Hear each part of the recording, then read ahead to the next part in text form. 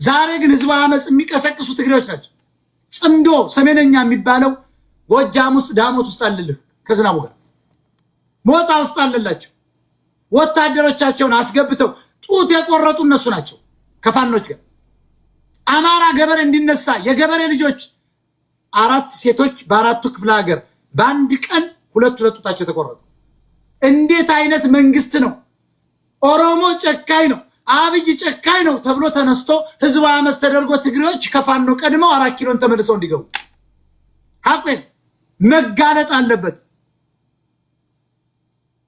ጽምዶና ሰሜነኛ ብሎ በአማራ ፋኖ የገባው እና ከሃዲ ጨካኝ አማራ ፋኖች ናቸው ጡታቸውን የቆረጧቸው።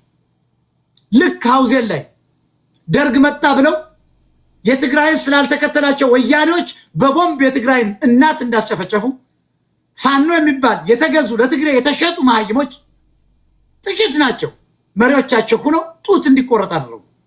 በጭካኔ እህቶቻቸውን ጡት ሸለቱት። ግን እኛ ስናጋልጥ የአማራ ታላቅ ስለነበር አመጽ አላነሳ። አሁን አማራ ነቅቷል። አመጽ ቢነሳ ያልተዘጋጀው ፋኖ ሜዳ ላይ እንደሚበተን አውቋል አማራ። በፍጹም ትግሬዎች ደግሞ በዚህ ክረምት አያሳልፉትም። ጦርነት ይከፍታሉ። ሆን ብለው አመጽ አዲስ አበባ ውስጥ ሊነሳ እየሰሩ ነው። አመጽ ከተነሳ ፋኖ አይገባም። ፋኖ አባይንም አይሻገርም። 100,000 በላይ ቲዲኤፍ አዘጋጅተዋል። 4 ኪሎን መልሰው የሚይዙት ትግሬዎች ናቸው። ኦሮሞ አብይ የሚለው አውቀው ትግሬዎች ናቸው። ሻዕቢያ ወያኔዎች ናቸው። ህዝባዊ አመጽ ሲነሳ ይሄ ማራገቢያ ዘዋሪ ወይ ይገደላል ወይ ያመልጣል። ያኔ ይሄ ደደብ አማራ ሲወጋ በራሱ የተዋጋ እነሱ 4 ኪሎን ቀድመው ይዙታል። ሲመጡም አማራ መስለው ይመጡ። ለምን? ቅጥረኛ የፋኖ መሪዎችን በገንዘብ በቢሊዮን ዶላር ይዟቸዋል። አሁን እኮ የአማራ ሀብታሞች ብቻ አይደለም፣ የገበሬው ቀረጥ፣ የመኪናው ቀረጥ፣ የመንግስት ሰራተኛው አይደለም። ከህዋት ፈሰስ የሚደረገው ለነዝናቡ ለነምሬ ለነዘመነ ሲደረገው የነበረው ገንዘብ ከባድ ነው። ይሄ ገንዘብ ወደ ተራው ፋኖ አልሄድም። የአማራን ህዝብ ማጥፊያ ነው የሆነው።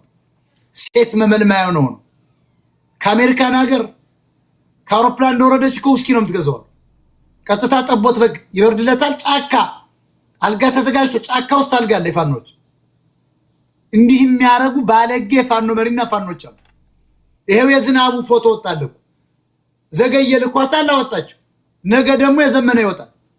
ዘመነ ሲያፈነግጥ ከትግሬ ያወጡበት። ያስረስ ደርሶኛ ያስረስን ደግሞ የዝናቡ ደጋፊ ነው ወጣ።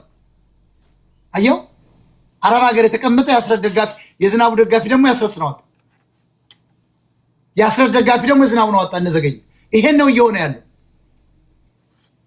ስለዚህ እነዚህ ግመል አጋጆችን፣ ሴተኛ ዳሪዎችን፣ ይሄ ፋኖ መሪ የሚባል ኮልኮሌዎችን አማራ መስማት የለብን። ዛሬ አማራ ልዳን ካለ አድማ በታኝና ፋኖች በጋራ ሰርቶ ክልሉ መያዝ። አብይ አህመድ እጁ ይቆረጣል። የአማራ ክልል በአማራ እጅ ከወደቀ፣ በፋኖ እጅ ከወደቀ፣ በአድማ በታይ በፋኖች አማራ ነን። አድማ በታይ ለአብይ የሚሰራ ነው። ምክንያቱም ወያኔ እንዳይመጣ ትናንትና 2 ጊዜ አገዳት ወያኔ እንዳትመጣ ለአብይ የሚታኮስ ነው። ፋኖ ማለት ደግሞ አንዳንዱ ከወያኔ ጋር ሆኖ አብይን ይጥላል ነው። ሁለታችሁ ስህተት ነው። መታገል ያለባችሁ በአማራ ነቁማችሁ ማታ ማታ ጠላችሁን ቆሏችሁ የበላችሁ ያላችሁን ነገር በመተማመን ልክ አብይ እንዳደረገው ሽመልስ እንዳደረገው የኦሮሞችን ስልጣን መንጠቅ ነው። ከዚህ ውጪ ፖለቲካ የለም። የአማራን ክልል ካልያዝን ወደ 4 ኪሎ አንሄድም። የአማራ ክልል እንደ ትግሬዎች በፋኖች መውደቅ አለበት። ይሄ ደግሞ የፋኖ መሪ ነን እየተባሉ ራሳቸውን ቆልለው ውስኪና ሴት ጎጃም ጫካ ላይ፣ ደቡብ ጎንደር ላይ፣ ሸዋና ወሎ ላይ ላስታ ላይ የሚመጣላቸው የፋኖ ሰዎች እነዚህ ሴተኛ ዳሪዎችን ከቅዳሜ ገበያ ጀምሮ ካላባረርን አንደኛ በዘራቸው ኦሮሞዎች ናቸው፣ ትግሬዎች ናቸው። እንደነሰገየ ያለው ማባረር። ከዚያ ውጭ ግን እኛ ሶሻል ሚዲያው እንደገደለው ለአማራ ህዝብ እንናገራለን። የአማራ ህዝብ ሆይ ስማኝ፣ የፋኖ መሪ አንተ ነህ ያድነን። ፋኖ ራሱ አንተ ነህ ያድነን። ፋኖ መሪ የለውም፣ ስትራቴጂው አልገባውም፣ መሪዎቹ ሽጠውታል። ስለዚህ አዲስ አመራር ፍጠው በየአካባቢያችሁ። እናንተ መሪዎች መሆን ያለባችሁ ራሳችሁ ፋኖች ናቸው። ታየቁ ዘመነ የትም ሊያደርሰው አልቻለም። አባይ ሊያሻግረው አልቻለም። ዝናቡ የትም ሊያደርሰው አልቻለም። አባይ ላይ ያሻግረው አልቻለም። ተፈራ ታየኩ ትግሬን አትነካብኝም ብሎ ነው የገባው። ወያኔ ከቦ ገልቦ ይገርፋል። አንተ ነህ እያነቃ ነው። ወያኔ ቂጡን ገርፈን የምናባረውኛል። ብትገቡም በህዝባዊ አመጽ እኮ አማራ ታጥቋል፣ እናስረሳዋለን። ትግሬ ተመልሶ ቆላ ተንቤን እንደሚገባ ለኔቶ አሁን አታለው ወደ 4 ኪሎ ቢመጡ ወደ ቆላ ተንቤን የሚልካቸው የታጠቀው አማራ አለ። አማራ ታጥቋል እያልኩ ከ40 ሚሊዮን ጠመንጃ በላይ በአማራ እጅ ገብቷል። ሁሉም የታጠቀም ትግሬ ከዚህ በኋላ እኛን አይገዛንም። ወያኔ ሻዕቢያ አይገዛንም። ኤርትራ አይገዛንም። ኦሮሞ አይገዛንም። በቃልን እኮ ታያችሁ፣ ስልጣን ሰጠናችሁ። እኛማ ተቃውመናል። የአማራ ህዝብ አክብሮ አብይን አመጣው፣ ጨፈጨፈው፣ ገደለው፣ አፈናቀለው፣ ከአዲስ አበባ ነቀለው፣ ኦሮሞን ተካ። ስለዚህ ኦሮሞችን አንደግፍም፣ እናንተም እንድትገዙን አንፈቅድም። እነ መሳይ መኮንን ተቀምጠው ገንዘብ ነው የሚፈልጉት። ወያኔ ይከፍላቸዋል። $25,000 በወር ከዩቲዩብ ያገኛል። እነ መሳይ መኮንን አገዛዙ የአብይ አህመድ ብልጽግና እህል እያቃጠለ ነው፣ ነዶ እያያያዘ ነው የሚሉ ውሸት ነው። የአብይ ጦር አላቃጠለም። ዓላማው ግን ፋኖን ለማሳሳት ነው፣ ህዝብ እንዳይደግፈው ነው። ትግሬዎች ናቸው ይህን የሚያደርጉት። የአብይ ጦር የሚባል እህል አቃጥሎ አያውቅም። ልንገርህ፣ ኦሮሞዎች ጨዋዎች ናቸው። ባይዘው ወያኔን ታመጣላችሁ። ስልጣናችን ፈርተው ነው እንጂ በፋኖ የሚተኩሱ በኋላ ደግሞ ይማረካሉ። እህል አያቃጥሉ። ኦሮሞ በተፈጥሮ የዋን እውነቱን እንነጋገር ከተባለ የአብይ ጦር እህል አያቃጥሉ። ውሸት ነው። ለምን ካላችሁ ራሱን እንደ መንግስትነት ይቆጥራል። መንግስት ነው ብሎ ያስባል ኦሮሞ። ስለዚህ ወንድሙን አማራ ለማጥቃት ገበሬውን በዚህ ደረጃ ኦሮሞች አይሄዱም። ለምን? ስልጣን ለነሱ እንደሰጣቸው አማራ ያውቃል።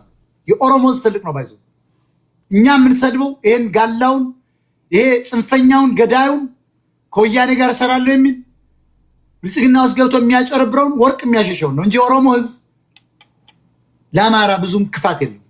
11 ሚሊዮን የተከባ ነው። እኛ እንደውም ከኦሮሞ ጋር ብንሰራ ነው የምናሸንፈው። ከትግሬ ጋር እንሸነፋለን።